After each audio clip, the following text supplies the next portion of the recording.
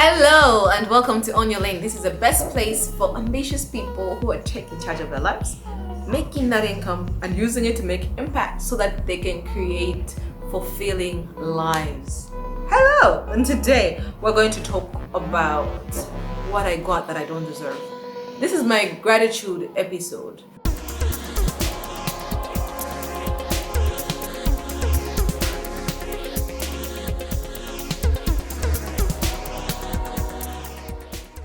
I have found that gratitude is essential for a person who's on a journey for success. Because when you're on a journey, you're focused on the destination, and sometimes the whole process can be a drag because you're so focused on the destination. That's not how it should be, because for every journey, the destination will be the excitement, but the process is where the transformation happens, where you learn the most, where you become and show who you are. So gratitude is one way of helping you enjoy the process to whatever destination you're headed to.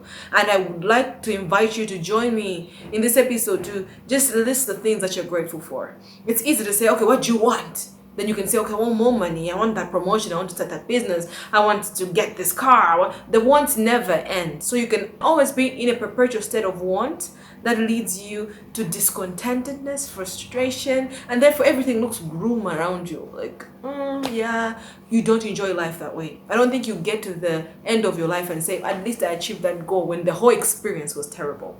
So gratitude helps you keep things in perspective, to see that as much as you have a long way to go, you have come a long way as well. As much as you might feel like you have nothing to work with, you have been blessed in so many ways. So in this episode, I'm going to share things that God has done for me so far. My story is that I am an entrepreneur full-time, but I used to be a full-time accountant for about 12 years of my life, and then I started figuring out my journey into entrepreneurship, building a farm, and now I'm building a different type of business. It's been a whole process. Where I'm going is glorious, and because I'm going to a glorious place, sometimes I can get caught up in the end vision and then get frustrated with the reality. It's like, you know that, okay, I'm going to own this mansion, and now you're still living in this kind of tiny, terrible apartment, and you are like, I need to get to that mansion.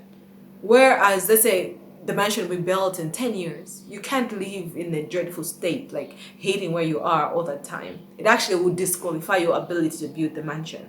But your attitude, if it's that of gratitude, like, okay, I have this apartment, I'll make it as pretty as I can. I'll invite my friends to come over. It's not where I want to be, but I have a roof over my head. That kind of attitude will help you enjoy the process, will attract the helpers that need to help you on your journey, the connections that you need to make, the lessons that you need to learn that will help you sustain the end goal that you want. Because you can get to your end goal and your attitude is wrong, your mindset is wrong, and you can just destroy all that. Your character is wrong, you can destroy all that. So what am I grateful for on this journey as I go to the glorious place, as I make strides and steps? Number one, I'm grateful for my faith. My faith has really been very instrumental. Me quitting my job, a well-paying job that had great prospects and the whole future mapped out, like you could see it. You could see where I would be, you'd see the kind of cars I'd be driving, and me looking at that and saying, it's not what I want. It's not something I learned from anybody, or I saw somebody do and I was like, I can do it too. I had seen it from nobody. And it took a courage I didn't even have for me to get to a place where I had to admit that I am displeased with where my life is going. As much as the trajectory looks appealing, it's not what I want for myself. It took a lot of faith. So I feel like I don't deserve my faith. And it's true, because I'm a Christian, and so we believe that Jesus died and paid a price so that I could have my relationship with God that is personal and not like distance, that I could get blessings that were not originally mine to begin with. So my faith is such a blessing. It's something I'm grateful for every day. My business is hard. Lots of people that are around me don't understand it. And sometimes I feel alone. But the faith there keeps me going. Because when I pray, when I wake up in the morning, I have this new inspiration. And that vision I have is refreshed. And I'm like, oh goodness, Lord, thank you for holding me like this. It's like God himself is hugging you and saying, hold on, child. You're going somewhere. You're onto something. So my faith is a big deal. And when I teach anything, I'll put the faith there, because I have understood that you can learn everything that you need to learn. But without faith, you sabotage it, or you will quit, or you will not have the joy. Other people are successful, super successful. There is no joy there because of the faith factor. So that is something I'm grateful for every day. I'm grateful for every day. I shouldn't be doing what I'm doing. I shouldn't be thinking how I think. I shouldn't have grown how I've grown if I had followed the trajectory before me. I have no business being where I am doing what I do. But the faith is something I'm absolutely saying, thank you every day. Thanking God for this. Thank you. And the second thing I'm grateful for is my husband. I don't think I say I'm grateful for him enough. And sometimes he acts shocked when I tell him that I'm grateful. But that man is so different from me.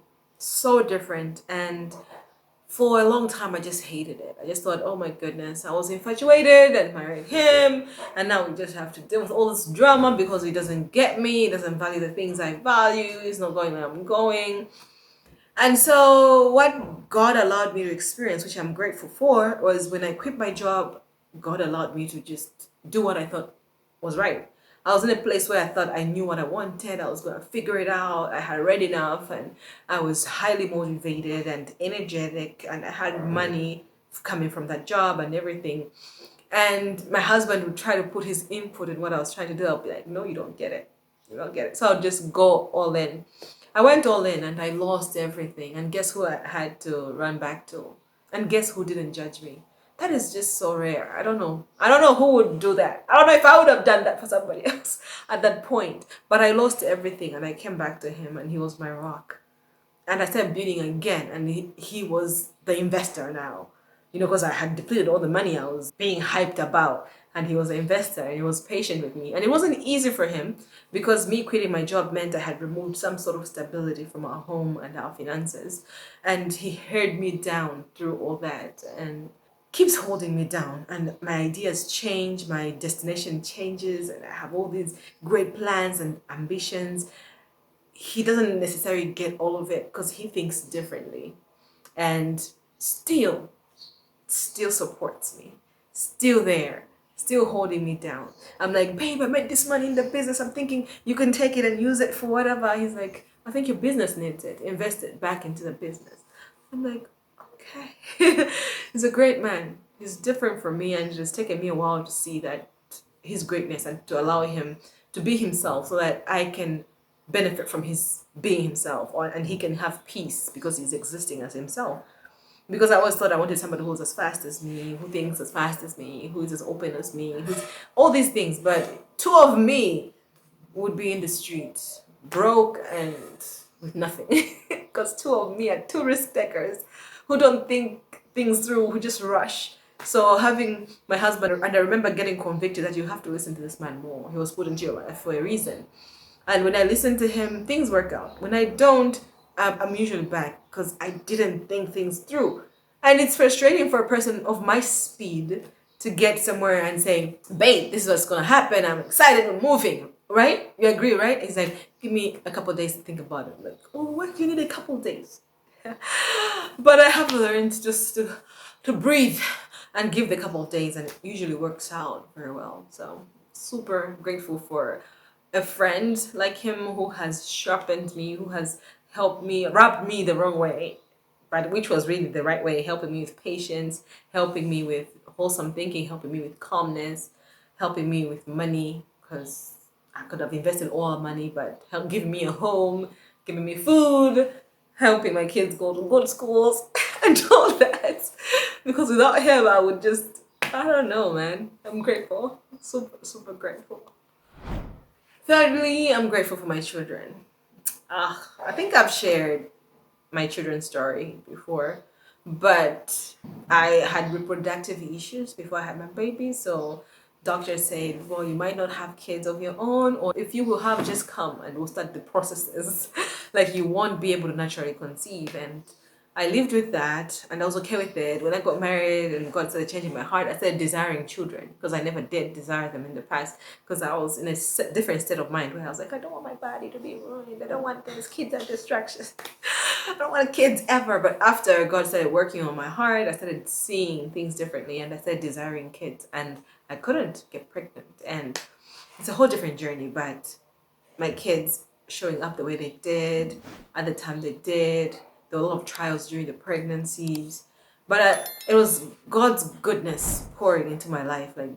Like I just felt like God was showing Himself to me as a faithful God, and with each child came challenges on me as my personality, my character, my purpose, and some clarity. Because when I had my firstborn, I decided to quit my job.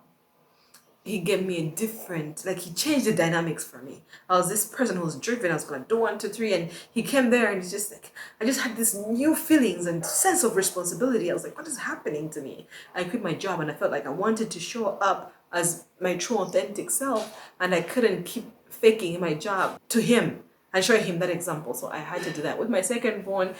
I felt like God was saying, your life is a testimony. I need you to follow my steps.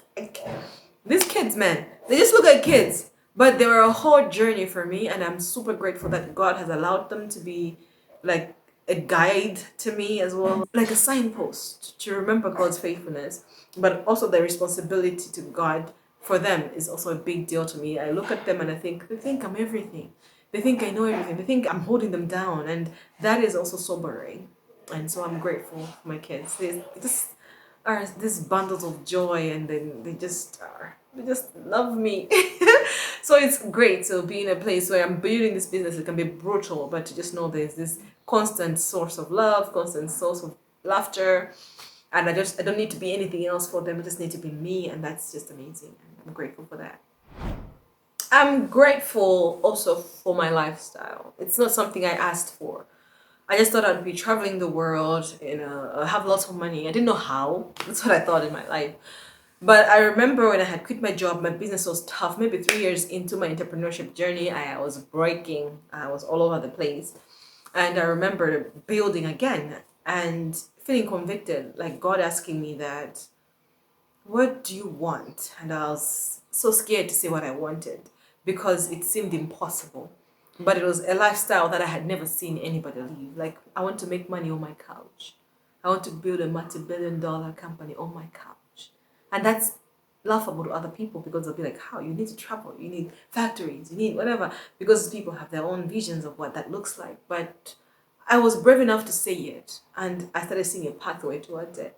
I started seeing that apart from just wanting to be successful, there's a certain lifestyle I want. I don't want to not raise my kids. I want to be accomplished in my career whilst raising my kids.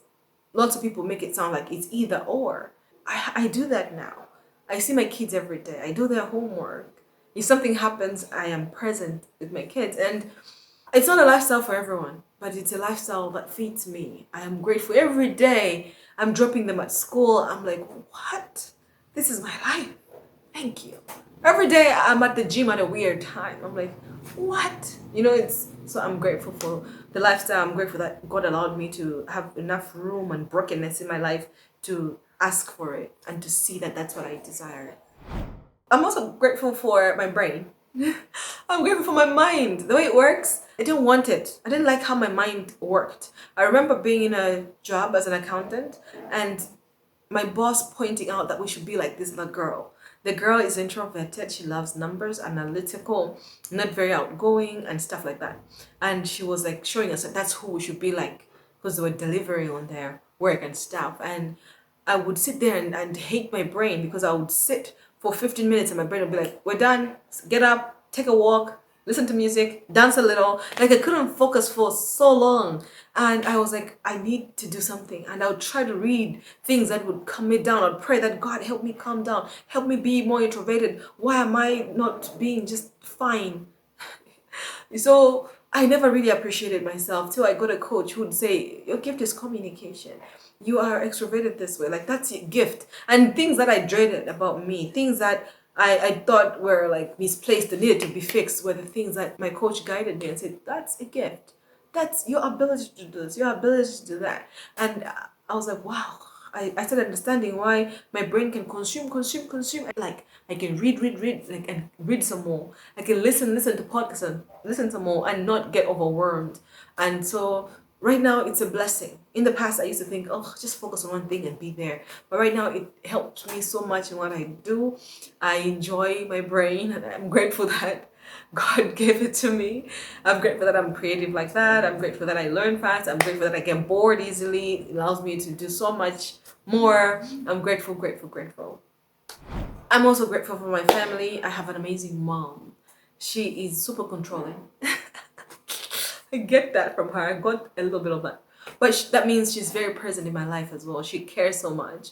When I'm traveling, like I'm traveling out of the country, she'll send me a list of medicines to buy because you might get sick, so you might need this, you might need this. And she's an amazing woman, and she's driven. She has achieved so much. She used to be like a primary school teacher, and she became like the director general of some companies, and like she worked her way through that, having 3 kids. So like we weren't there when she was doing her school. She did her school with us there. She's a force. My sister is amazing. She's gentler. She's quieter. She's like a beast, a calm beast. And I'm just grateful to do life with people like that around me. My in-laws are amazing people. They supportive. People complain about in-laws this, in-laws that. My in-laws are just epic. I am grateful, super grateful for that. I am grateful for my friends. I have amazing friends. I have never had friendship drama, at least not what I know of.